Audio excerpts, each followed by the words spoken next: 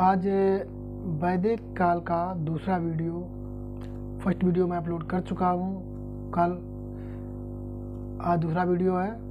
इसमें I hope first video में वैदिक काल के बारे में आपको जानकारी अच्छे से प्राप्त हुई होगी, अच्छा लगा होगा, ठीक है ना।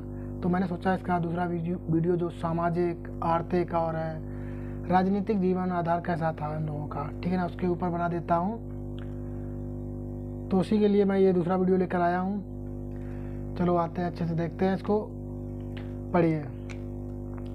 तो वैदिक सभ्यता में जो सामाजिक, राजनीतिक और आर्थिक जो जीवन था उसके कुछ प्रमाण प्राप्त होते हैं। तो उसमें मिलता है राजनीतिक जीवन। तो पहले बात करते हैं राजनीतिक जीवन की। राजनीतिक जीवन की अगर वैदिक काल में राजनीतिक जीवन की बात करी जाए तो दोस्तों क्या होता था, उस समय कबीलाई जीवन था। कैसा था? कबीलाई जीवन। जैसे कबीलाई जीवन था, कबीले के रूप में लोग रहते थे, कबीलाई, ठीक है ना, कबीलाई जीवन था, कबीले के रूप में रहते थे। उन सभी लोगों को जन कहते थे। क्या कहते थे? जन। तो जन कहते थे।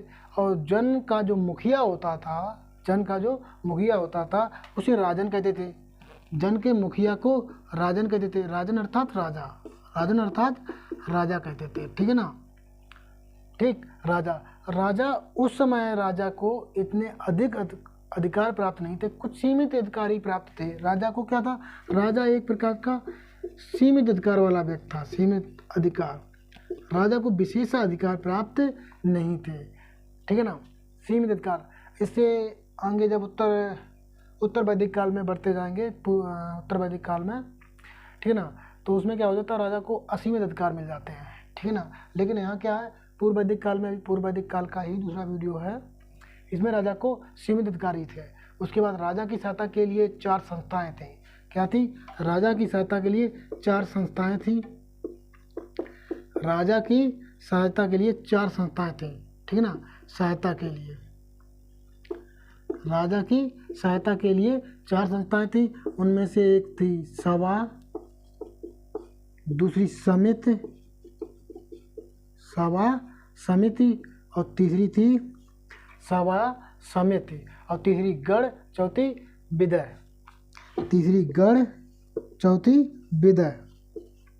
ये 4 संस्थाएं थी, वो राजा को सलाहकार के रूप में कार्य करते थे। ये चारों संस्थान राजा को सलाह देते थे। तो इसमें किस तरह के सलाहकार लोग थे? तो जो सभा थी ना, सभा जो थी वैदिक काल में, तो आज जो सभा थी, तो आज की जो लोकसभा है उसके समान ही सभा थी। आज की जो लोकसभा है उसके समान ही सभा थी। कुलीनों की संस्था थी। ये क्या थी? कुलीनों की संस्था थी।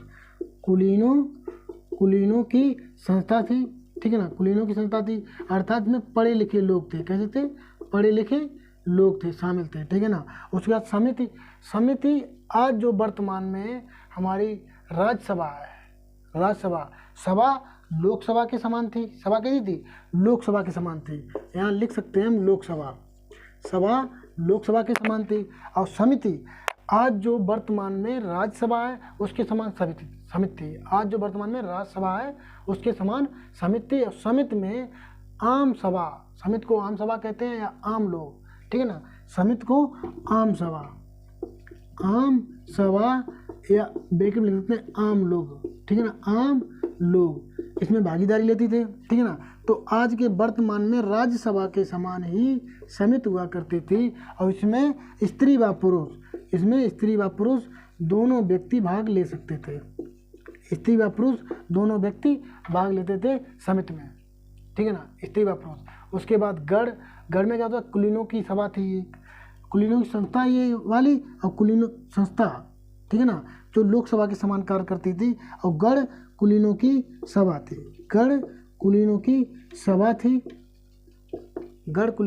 थी। और विदय सबसे प्राचीन संस्था थी जिसमें उपज और लूट का माल का बंटवारा करने वाले लोग थे। कैसे? उपज और लूट का बंटवारा करने वाले।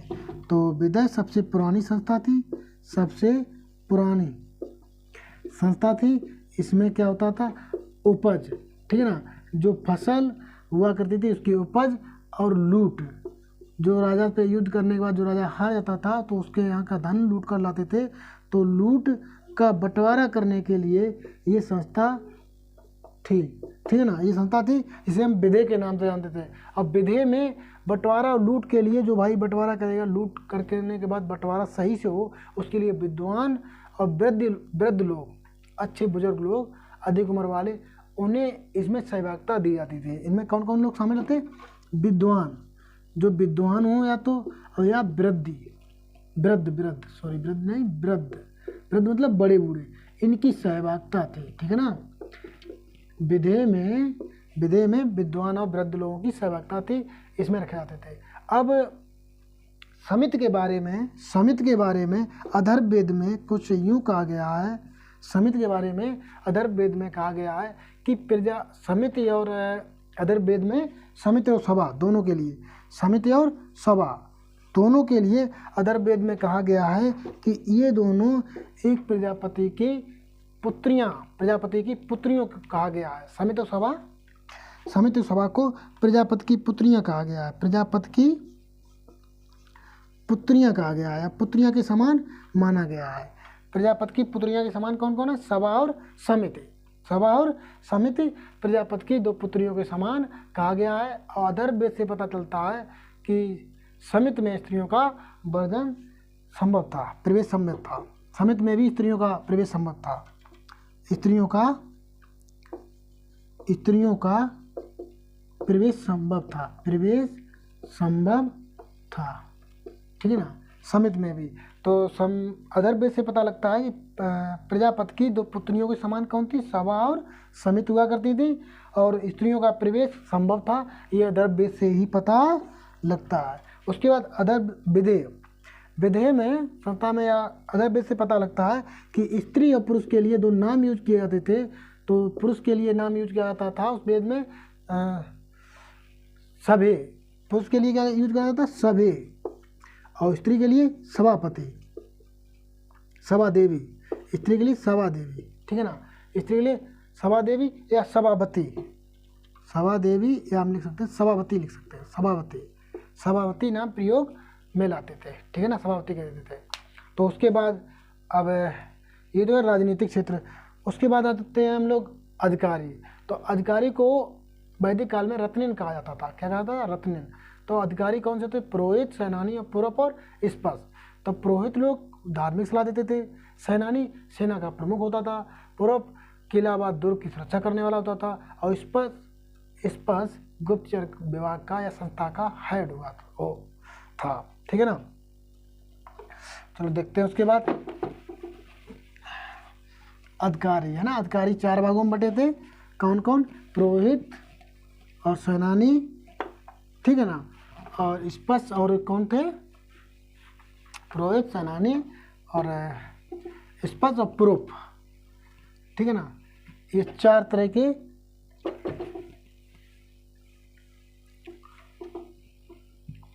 अधिकारी हुआ करते थे। तो अधिकारी को क्या कहते थे हम लोग? रत्निन। अधिकारियों को रत्निन कहा जाता था, अधिकारियों को रत्निन कहा जाता था।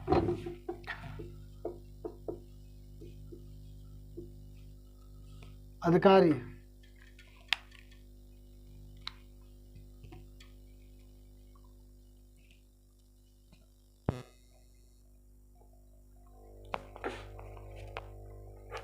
तो वैदिक काल में अधिकारियों को रत्निन कहते थे। क्या कहते थे? रत्निन। तो अधिकारियों को हम रत्निन कहते थे, हमें रत्निन, अधिकारी रत्निन कहलाते थे, रत्निन कहलाते थे, ठीक है ना। अधिकारियों को रत्निन कहा जाता था, ठीक है ना, वैदिक काल में। तो अधिकारी कई प्रकार के? 4 प्रकार के। कौन कौन? नंबर 1 पुरोहित, नंबर 2 सेनानी, नंबर 3 पुरप, नंबर 4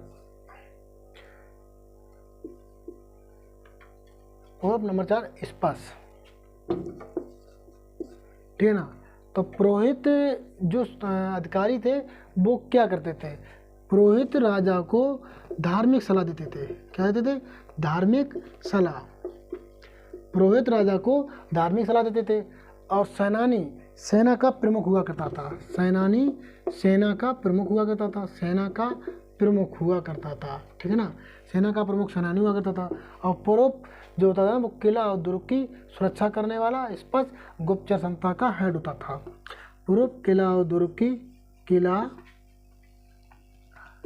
और दुर्ग की सुरक्षा करने वाला, किला और दुर्ग की सुरक्षा करने वाला, और स्पष्ट गुप्तचर विभाग का हेड हुआ करता था, या गुप्तचर विभाग या संस्था का हेड हुआ करता था, ठीक है ना। हेड स्पष्ट, ठीक है ना, वैदिक काल में, ठीक है, हेड हुआ करता था। उसके बाद सेना नियमित नहीं थी। अगर सेना की बात की जाए तो सेना नियमित नहीं थी। सेना नियमित होने का अभाव था। लेकिन सेना नियमित इसलिए क्योंकि इसमें अभी राजा की इतनी शक्तियाँ नहीं थी, या ना ही तो इतने बड़े स्तर पर युद्ध हुआ करते थे, ठीक है ना। होते थे, निम्न कबीलाई जीवन था, ठीक है ना। राज्य या क्षेत्र इतना बड़ा विस्तारित नहीं था, इसलिए, ठीक है ना। तो सेना यूज करते थे पैदल और घोड़े वाले। तो जब युद्ध या किसी से लड़ाई होती थी तो अब ये लोग सेना को, जो ग्राम की सेना थी, नगरवासी ग्रामीण, उनको सेना में भर्ती कर लिया जाता था, और बाद में युद्ध खत्म, उसके बाद सेना को सादा जीवन जीने के लिए छोड़ जाता था। तो नियमित सेना नहीं थी, ठीक है ना। ना ही तो नियमित वेतन था, ठीक है ना। जब तक काम तभी तक का वेतन, ठीक है ना। तो नियमित सेना का अभाव था। पैदल व घोड़े वाले सेना प्रयोग किए जाते थे। हाँ, बलि, अगर बलि के बारे में पूछी जाए तो बलि एक प्रकार का कर था जो स्वेच्छा से दिया जाता था राजा को। किसे? राजा को स्वेच्छा से दिया जाने वाला कर, स्वेच्छा से दिया जाने वाला कर, ठीक है ना, बलि, ठीक है ना।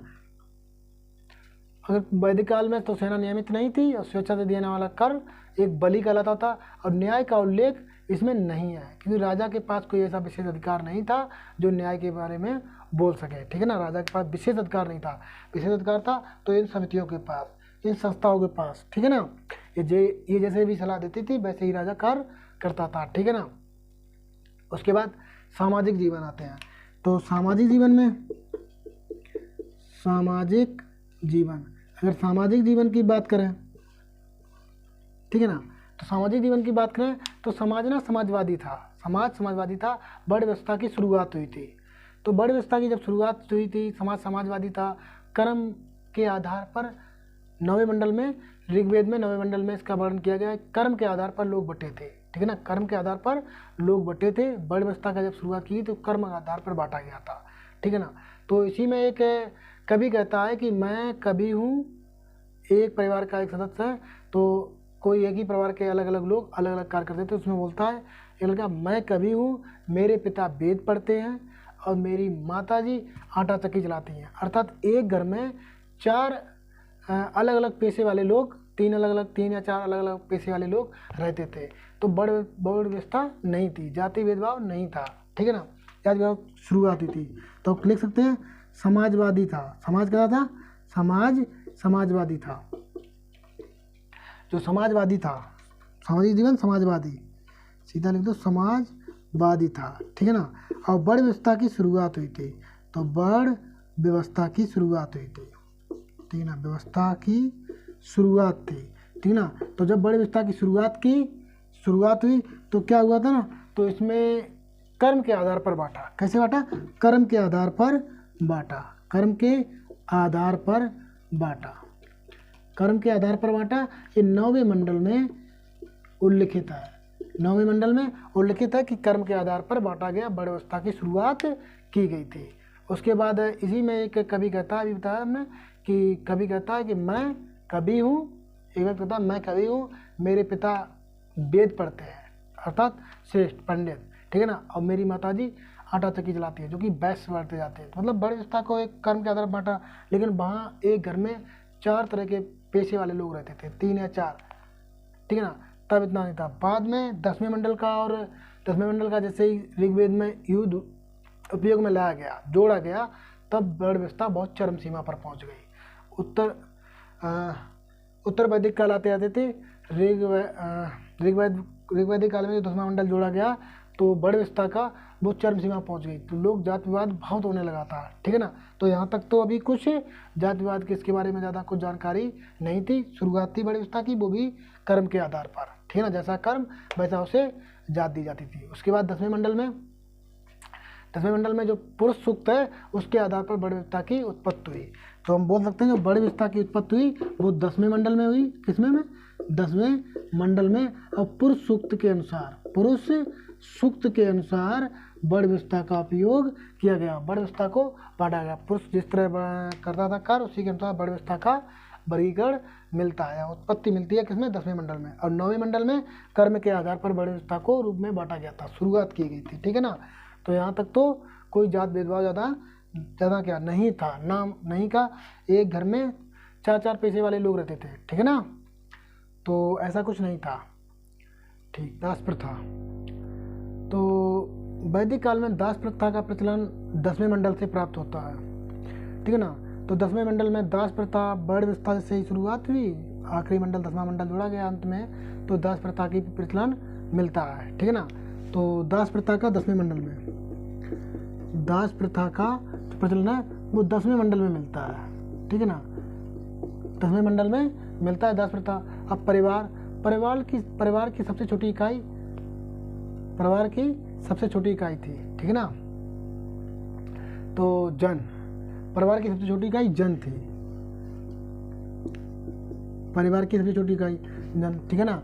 तो परिवार की छोटी इकाई सबसे जन थी। और उसके बाद है पितृसत्तात्मक परिवार था। कहता था पितृसत्तात्मक, पिता ही प्रथम माना जाने लगा, जबकि सिंधु घाटी सभ्यता में हमने बताया था कि मातृसत्तात्मक परिवार था, इसमें पितृसत्तात्मक परिवार निकला, ठीक है ना, पितृसत्तात्मक।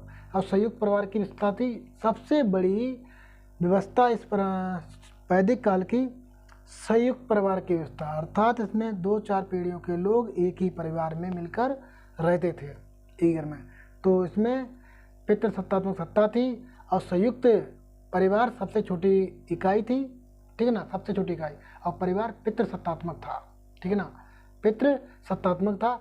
लिख लें तो नोट कर लो, परिवार सबसे छोटी इकाई, ठीक है ना, सबसे छोटी इकाई। और परिवार पितृसत्तात्मक था, कहता था पितृसत्तात्मक था, ठीक है ना, पिता ही महान, ठीक है ना, पिता सबसे प्रमुख। और संयुक्त परिवार इसकी विशेषता थी, संयुक्त परिवार कैसी? संयुक्त परिवार इसकी सबसे बड़ी विशेषता है, इस काल की सबसे बड़ी विशेषता है संयुक्त परिवार, ठीक है ना, संयुक्त परिवार। उसके बाद स्त्री के बारे में, स्त्री का कैसा था, इसके साथ स्त्री का जो स्थिति कैसी थी। तो स्त्री की स्थिति की बात करें तो स्त्री की जो स्थिति थी इसमें महत्वपूर्ण कुछ इस प्रकार है, 16 संस्कार बताए गए थे, ठीक है ना, स्त्री के लिए 16 उपनयन, जिसे बोलते उपनयन संस्कार कितने बताए गए? 16 बताए गए, ठीक है ना, उपनयन संस्कार 16 बताए गए, 16 प्रकार के, ठीक है ना, कितने प्रकार के? 16 प्रकार के, 16 बताइए, 16 प्रकार के, ठीक है। उसमें से कुछ प्रमुख है, जो प्रमुख संस्कार हैं, प्रमुख और महत्वपूर्ण प्रमुख संस्कार, उनका वर्णन हम कर रहे हैं, ठीक है ना, प्रमुख संस्कार, ठीक है ना, स्त्री बारे में। तो नंबर 1 स्त्रियों को शिक्षा देने का अधिकार था, स्त्रियों को शिक्षा प्राप्त करने का अधिकार था और परिवार में सम्मान भी मिलता था, ठीक है ना। तो लिखते चलिए, शिक्षा का अधिकार भी था, स्त्रियों को शिक्षा का अधिकार भी था, ठीक है ना, शिक्षा का अधिकार भी था। परिवार में सम्मान भी मिलता था, स्त्रियों को, ठीक है ना।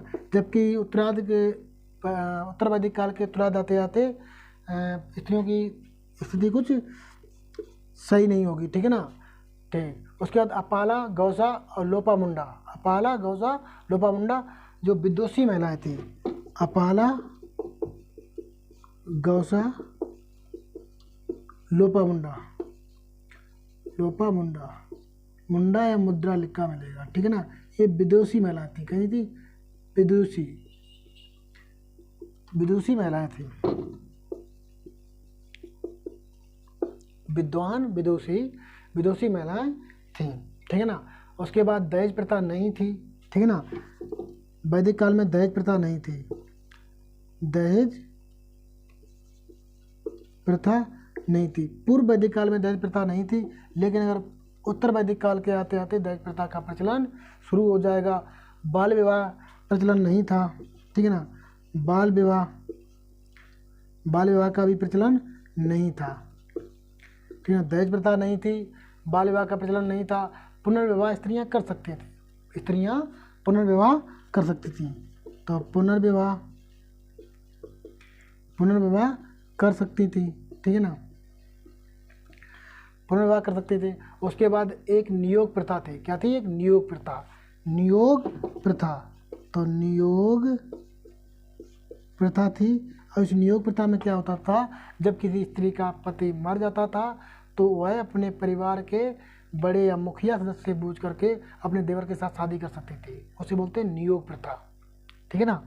नियोग प्रथा, पति के मर जाने के बाद बड़े मुखिया से सलाह लेने के बाद वह अपने देवर के साथ शादी कर सकती थी, इसे बोलते नियोग प्रथा। तो वैदिक काल में स्त्रियों की जो स्थिति थी वो काफ़ी बेहतर थी। वैदिक काल में स्त्रियों की या महिलाओं की स्थिति बेहतर थी, क्योंकि यहाँ शिक्षा का भी अधिकार है। जबकि वैदिक काल के उत्तर आते आते, ठीक है ना, उत्तर वैदिक काल के आते आते स्त्रियों की शिक्षा का अधिकार बंद कर दिया जाएगा। स्त्रियों को शिक्षा देने का अधिकार खत्म हो जाएगा। उसके बाद परिवार में सम्मान ना मात्र, इसे हम दोष के रूप में मदरा के समान, ठीक है ना, बोला जाएगा। फिर उसके बाद दहेज प्रथा नहीं थी, वो भी उत्तर वैदिक काल में शुरू हो जाएगी। बाल विवाह, ठीक है ना, नहीं, पुनर्विवाह कर सकती थी, अभी कर सकती थी, लेकिन उत्तर वैदिक काल के आते आते ये पुनर्विवाह बंद हो जाएगा, ठीक है ना। नियोग प्रथा, ठीक है ना। तो इस तरह स्त्रियों की जो स्थिति थी वो बिगड़ती चली जाएगी उत्तर वैदिक काल में, ठीक। उसके बाद भोजन की बात करें तो भोजन वैदिक काल में शाकाहारी मांसाहारी दोनों तरह से यूज होता था। मांसाहारी में मछली का भोजन चलता था, ठीक है ना। वैदिक काल में भी, वैदिक काल में भोजन दो प्रकार था भोजन। तो भोजन की बात करें शाकाहारी मांसाहारी, ठीक है ना, शाकाहारी और मांसाहारी, ठीक है ना, दोनों प्रकार का भोजन चलता था, ठीक है ना। तो मांसाहारी में खासकर मछली मांसाहारी में ज़्यादा चलता था, ठीक है ना। उसके बाद मनोरंजन की बात करें तो मनोरंजन में पासा मनोरंजन, ठीक है ना, मनोरंजन। तो मनोरंजन में पासा घुड़दौड़,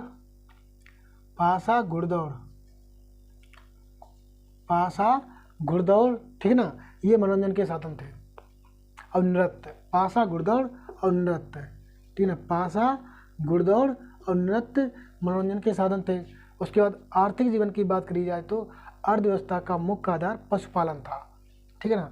तो अर्थव्यवस्था का मुख्य आधार पशुपालन था।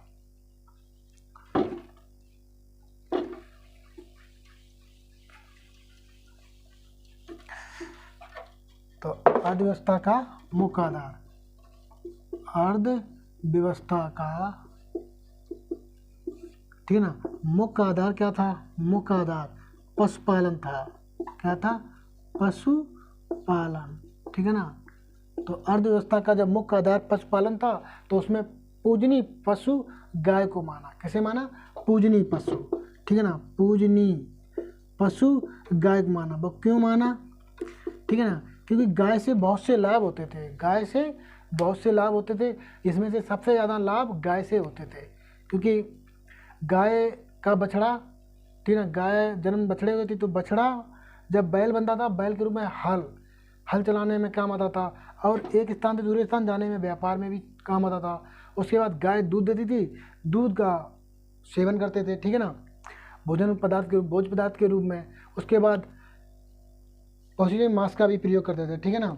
तो गाय एक पूजनीय पशु था, ठीक है ना, गाय एक पूजनीय पशु था, और इसे अमाननीय पशु भी माना गया फिर बाद में। इसको मारना मतलब एक पाप समझाना, जिसे बोला अमाननीय पशु, ये मारने योग्य पशु नहीं है, हत्या योग्य पशु नहीं है, इसे ये माना जाने लगा, ठीक है ना। उसके बाद इस गाय का प्रयोग, गाय को इतना महत्ता दी गई है, इसको पूजनीय मान के गाय को इतना प्रमुख माना गया कि श्रग वेद में इसको 176 बार दर्शाया गया। कितना बार गाय का शब्द प्रयोग किया गया?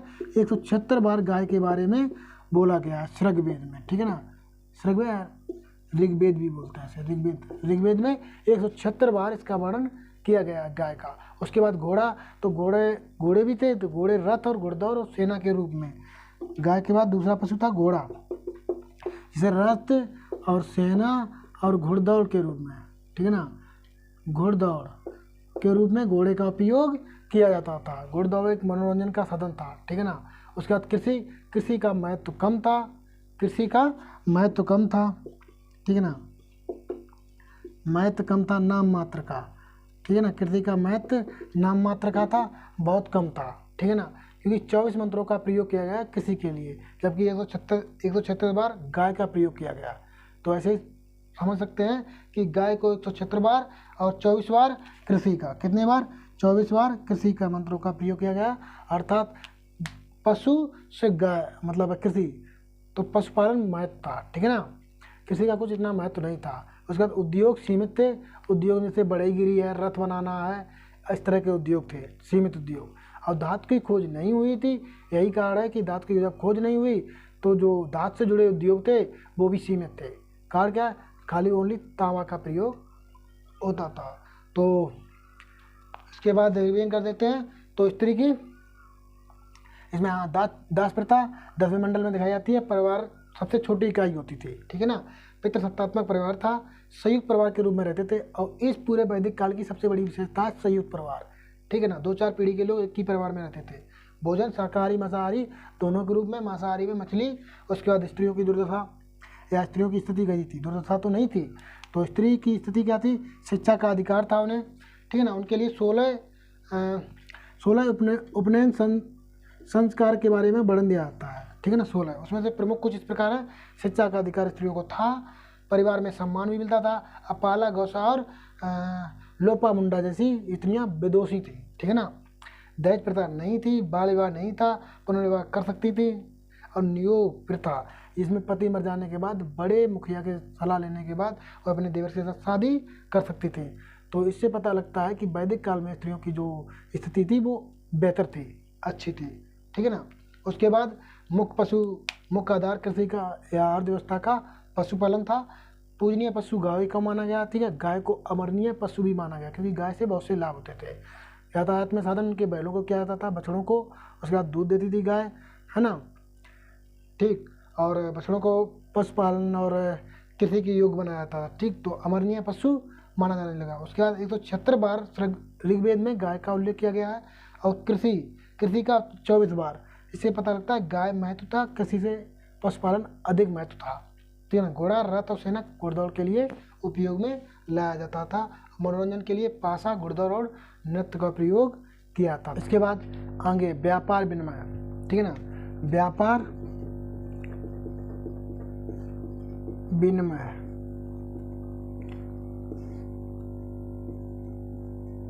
व्यापार विनिमय, ठीक है ना। तो व्यापार विनिमय द्वारा होता था, व्यापार विनिमय द्वारा होता था, अदला बदली करके, ठीक है ना। और उसके बाद केवल आंतरिक व्यापार ही चल रहा था, इसमें आंतरिक व्यापार होता था। क्या होता था, केवल आंतरिक व्यापार, केवल आंतरिक व्यापार, ठीक है ना। व्यापार विनिमय द्वारा मतलब अदला बदली के साथ किसी वस्तु का दूसरे वस्तु के साथ लेन देन कर लिया था। इस तरह का व्यापार था, क्योंकि मुद्रा की खोज हुई नहीं थी। जब मुद्रा की खोज नहीं हुई तो व्यापार ज़्यादा उन्नतशील नहीं होगा। मुद्रा की खोज नहीं होगी तो व्यापार ज़्यादा उन्नतशील नहीं होगा। और विदेशी व्यापार आंतरिक व्यापार में ही किया था, विदेशी व्यापार नहीं थे, आंतरिक व्यापार ही किया जाता था, क्योंकि मुद्रा से व्यापार नहीं और मुद्रा नहीं तो व्यापार नहीं, ठीक है ना। तो व्यापार आंतरिक होता था क्योंकि मुद्रा की खोज नहीं हुई थी। इसके बाद धार्मिक जीवन, इसके बाद धार्मिक जीवन। अगर धार्मिक जीवन की बात करी जाए तो धार्मिक जीवन की बात करी जाए तो प्रकृति पूजक एवं बहुदेववादी। कौन से, प्रकृति पूजक, प्रकृति पूजक एवं प्रकृति पूजक एवं बहुदेववादी, ठीक है ना, बहुदेववादी थे, ठीक है ना। 33 देवी देवताओं के नाम दिए गए हैं, बड़े मिलते हैं ऋग्वेद में। कितने, 33 देवी देवताओं के, 33 देवी देवताओं के नाम मिलते हैं ऋग्वेद में, ठीक है ना। 33 देवी देवताओं के नाम। तो उसमें देवताओं को उन्हें श्रेणी क्रम में बांटा गया, 3 श्रेणी दी गई हैं, ठीक है ना। देवी देवताओं के बारे में कितनी श्रेणी में बांटा गया, 3। तो वो 3 श्रेणी कौन कौन सी हैं, 3 श्रेणी, ठीक है ना। तो देवताओं को 3 भागों में बांट रखा है, 3 श्रेणियों में। उसमें से बांटा अंतरिक्ष में, अंतरिक्ष के देवता, पृथ्वी के देवता और आकाश के देवता। तो इसमें कौन कौन, अंतरिक्ष के देवता, पृथ्वी के देवता और आकाश के देवता, ठीक है ना। तो अंतरिक्ष के देवता में कौन कौन थे, अंतरिक्ष के देवता में इंद्र, मारुति, रुद्र और वायु।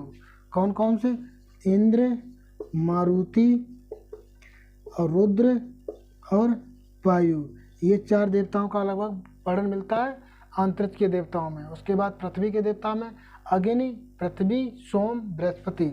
तो इसमें पृथ्वी में कौन थे, अग्नि, पृथ्वी, सोम और बृहस्पति, ये 4 देवता पृथ्वी के देवता माने गए। अग्नि, पृथ्वी, बृहस्पति और सोम, अग्नि, पृथ्वी, बृहस्पति और सोम। उसके बाद आकाश के देवता सूर्य, वरुण, उषा, सविता, विष्णु। कौन कौन, सूर्य, वरुण, उषा, सविता और विष्णु।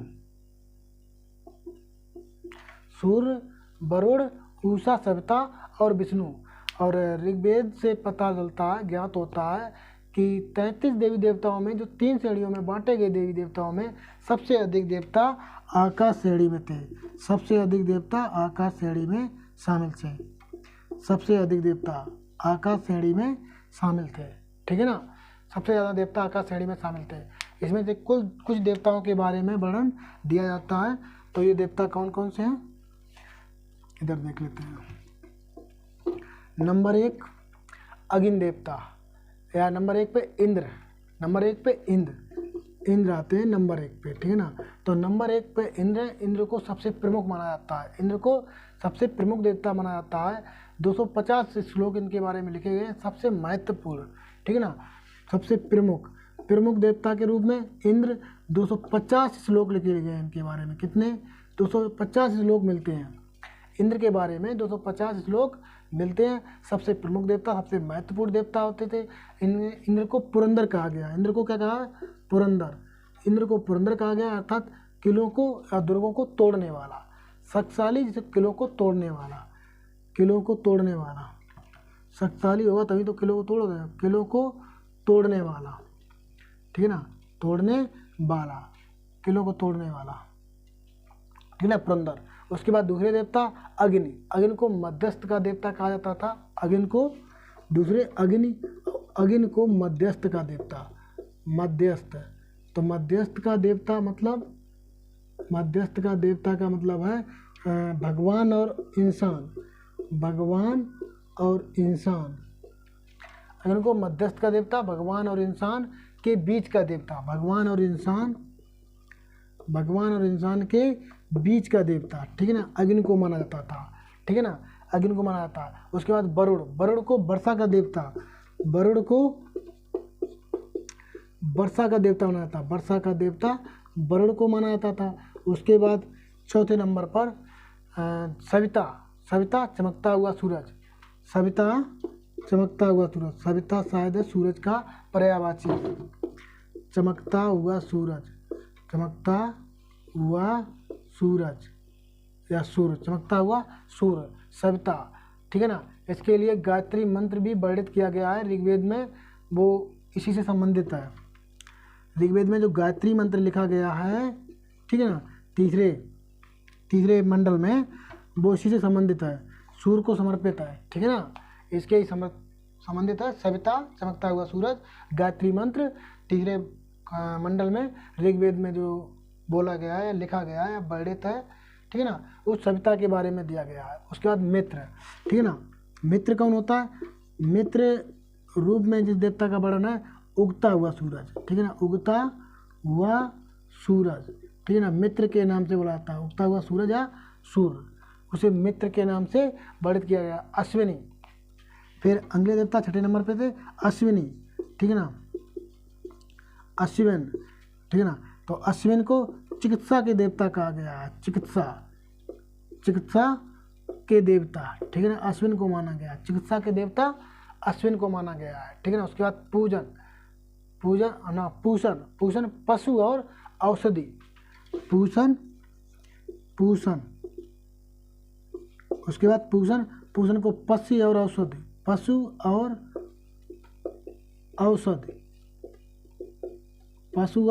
औषधि के देवता, और पशु और औषध के देवता को ही उत्तर वैदिक काल में शूद्रों का देवता कहा जाने लगा था। शूद्रों के देवता, पूषण को शूद्रों को देवता माना जाने लगा बाद में इन्हीं को, ठीक है ना। पूषण को पशु और औषध के देवता थे, फिर उसके बाद इन्हें शूद्रों के देवता भी ये कहलाए, या शूद्रों को देवता माना जाने लगा।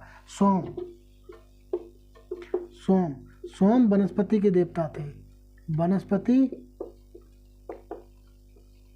के देवता सोम को माना जाता है, ठीक है ना, वनस्पति के देवता को सोम माना जाता है, ठीक है ना। अब उसके बाद ठीक, तो व्यापार कैसा था वैदिक काल में? व्यापार विनिमय द्वारा होता था, केवल आंतरिक व्यापार होता था, ठीक है ना। उसके बाद व्यापार के बाद धार्मिक स्थिति इनकी कैसी थी? धार्मिक स्थिति में पृथक पूजक और बहुदेववादी थे, ठीक है ना। बहुदेव मतलब अधिक से अधिक देवों को मानते थे, ठीक है ना। उसमें 33 देवी देवताओं का वर्णन ऋग्वेद में मिलता है। 33 देवी देवताओं को 3 श्रेणी में बांटते हैं, अंतरिक्ष, पृथ्वी और आकाश के रूप में, ठीक है ना। 3 श्रेणी, तो अंतरिक्ष के देवता इंद्र, मारुति, रुद्र और वायु। तो इसमें रुद्र अवतार, ठीक है ना। उसके बाद हम हनुमान जी को मान सकते हैं, वायु पवन देव, मारुति नंदन उसका नाम है उनका। उसके बाद आंतरिक देवता इंद्र, ठीक है ना, इन्हें माना गया। पृथ्वी, अग्नि, पृथ्वी, सोम, बृहस्पति, ठीक है ना। अग्नि, पृथ्वी, सोम, बृहस्पति। उसके बाद आकाश के देवता सूर्य, वरुण, उषा, सविता, विष्णु। याद करने का कुछ लगा लीजिएगा लॉजिक, जैसे वायु, मारुति, पवन देव के पुत्र ना, एक सेम है, रुद्र और इंद्र, ठीक है ना। उसके बाद पृथ्वी पे अग्नि और पृथ्वी पे मिलते हैं सोम, वनस्पति, बृहस्पति, ठीक है ना।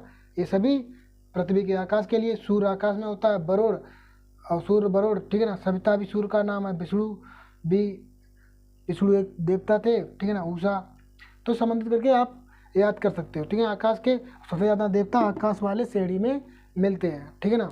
उसके बाद इंद्र प्रमुख देवता थे। 250 श्लोक इंद्र के रूप में प्रयोग किए गए हैं, जिन्हें पुरंदर किलों को तोड़ने वाला कहा गया है। अग्नि मध्यस्थ देवता के नाम से जाना जाते थे, जिसमें इंसान और भगवान के बीच के देवता को अग्नि कहा जाता था। वरुण को वर्षा के देवता कहा जाता था। उसके बाद सविता चमकता हुआ सूरज, गायत्री मंत्र इसी सविता के लिए उल्लेखित है, वर्णित है। उसके बाद मित्र, उगते हुए सूरज के लिए। अश्विन, चिकित्सा का देवता। और पूषण, पशु और औषधि के देवता के रूप में जाने जाते थे। उन्हें पूषण को ही बाद में शूद्रों को देवता के रूप में कहलाए। सोम वनस्पतियों के देवता कहलाए। ये हो गया आपका पूर्व वैदिक काल के राजनीतिक, आर्थिक और सामाजिक जीवन और देवताओं के बारे में वर्णन, ठीक है ना। अब इसके बाद नेक्स्ट वीडियो में आपको मिलेगा उत्तर वैदिक काल, ठीक है ना। तो वीडियो अच्छी लगी हो तो लाइक करना, सब्सक्राइब करना और शेयर करना ना भूलें, ठीक है ना। अगर आप सपोर्ट करते हैं तो आपको अभी इतिहास के, उसके बाद राज व्यवस्था के, संविधान के, ऐसे धीमे धीमे हम सभी विषय के अपलोड करते चले जाएंगे वीडियो, ठीक है ना, आपके लिए, और अच्छे से अच्छे कंटेंट के साथ, ठीक है ना। आप हमारे साथ जुड़े रहिए। इसके लिए आपको थैंक यू, धन्यवाद, और जय हिंद, जय भारत।